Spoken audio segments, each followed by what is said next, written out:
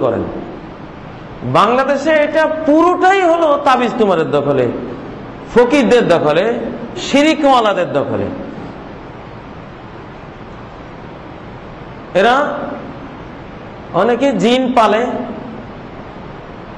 আর জিন পালার জন্য শিরিক করতে হয়, শিরিক করে জিনকে তাবে করে, কুফর করলে জিন তার উপর রাজি হয়, তখন এই জিন তার সাথে বডিগার্ড হিসাবে থাকে, তার হুকুম পালনকারী হিসাবে থাকে। এই জিনের সাহায্যে আরেকজনকে জাদু করে, তার পায়ের নখ, তার পড়ে যাওয়া চুল, তার পোশাকের এক টুকরো, চিরুনির ময়লা, নবী সাল্লাল্লাহু আলাইহি সাল্লামকে যেমন চিরুনির ময়লা এগুলি ইত্যাদি দিয়া জাদু করা হয়েছিল। এটা হলো শয়তান কাকে আক্রমণ করবে, তার নখ, তার চুল, তার শরীরের কিছু ফেলে দেওয়া জিনিস, পোশাকের দুই এক টুকরো তাবিজে ব্যবহার করা হয়। শয়তান ওই নখ, চুল ইত্যাদির সিমটম ধরে ওই ব্যক্তিকে আক্রমণ করে, হামলা করে। এই জিনিসটা কোরআনে বারবার এসেছে। ফেরাউন আর মূসা আলাইহিস সালামের ঘটনায়, হারুত মারুতের ঘটনায়, বিভিন্ন প্রসঙ্গে এই জিনিসটা এসছে। জাদু হলো ডাইরেক্ট কুফর, আসসাহিরু কুফরুন ওয়াস-সাহিরু কাফিরুন, যে জাদুকর সে কাফের, আর জাদু বিদ্যা শিখা কুফরি। ওয়াত্তাবাউ মা তাতলু শায়াতিন আলা মুলকি সুলাইমান, শয়তানরা সুলাইমানের রাজত্বের, বিশ্ব শাসনের, বিশ্ব সাম্রাজ্যের মূলে জাদুবিদ্যাই ছিল মূল শক্তি। এটা জিন শয়তানরা প্রচার করত। আল্লাহ বলেন ওমা কাফারা সুলাইমান, অথচ সুলাইমান কুফরি করেনি, তিনি জাদু দিয়ে কোনো কিছু করেননি, জাদুর কোনো আমলে তিনি করেননি। ওয়ালাকিন্না শায়াতিনা কাফারু, বরং জিন শয়তানরা কুফরি করেছে। এটা জিন শয়তানের কাজ। ইউআল্লিমুনান নাস আস-সিহরা, তাদের কুফরি কি? তারা মানুষকে জাদু শেখায়, জাদু শেখায়। জাদু দুই রকম। একটা তো হলো আক্রমণাত্মক জাদু, একজনকে জাদু দিয়ে খুন করা যায়, জাদু দিয়ে আত্মহত্যা করানো যায়, জাদু দিয়ে বাস, ট্রাক, ট্রেনের নিচে ফেলা যায়, অসুস্থ করা যায়, পাগল বানিয়ে ফেলা যায়, বা জাদু দিয়ে কাউকে আকর্ষণ করা যায়, বিকর্ষণ করা যায়।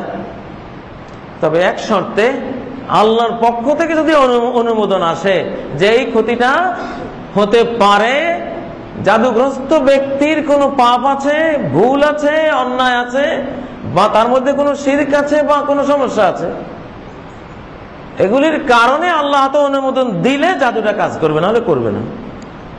ওমা হুম বিদররিনা বিহি মিন আহাদিন ইল্লা বিইজনিল্লাহ, জাদুকররা কাউকে জাদু দিয়ে ক্ষতিগ্রস্ত করতে পারে না আল্লাহর অনুমোদন, পারমিশন ছাড়া। এটা একটা শক্ত কয়েদ আছে।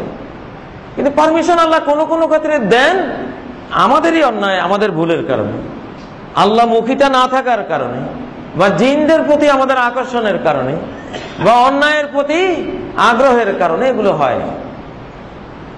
অনেক সময় এগুলো না থাকলেও ভালো মানুষও আক্রান্ত হয়। যেমন নবী সাল্লাল্লাহু আলাইহি সাল্লাম আক্রান্ত হয়েছিলেন জাদুর দ্বারা। ইহুদি লাবিদ ইবনে আসম নবী সাল্লাল্লাহু আলাইহি সাল্লামকে 11টা বান মেরেছিল। 11টা বান মেরে এটা কূপের পাথরের নিচে রেখে দিয়েছিল। নবী সাল্লাল্লাহু আলাইহি সাল্লাম ওই পিরিয়ডে কিছু করে বলতেন করি নেই, আবার না করে বলতেন করেছি। আবার স্ত্রীদের কাছে গেলে ওনার চেতনা থাকতো না, এক ধরনের আচ্ছন্ন অবস্থায় কাটাতেন। পরে এক রাত্রে দুইজন ফেরেশতা আসলেন, একজন মাথার পাশে বসলো আলা রাসি, আরেকজন ইনদা কাদামাই, তার দুই পায়ের পাশে বসলো। সহিহ বুখারীতে এভাবে হাদিসটা এসেছে। তো একজন আরেকজনকে প্রশ্ন করলো মা দাউর রাজুল, ওনার রোগটা কি? আরেকজন উত্তর দিতেছে মাতবুবুন, জাদুগ্রস্ত। মানতাব্বাহু, কে তাকে জাদু করেছে? লাবিদ ইবনে আসম, লাবিদ ইবনে আসম জাদু করেছে। কোথায়?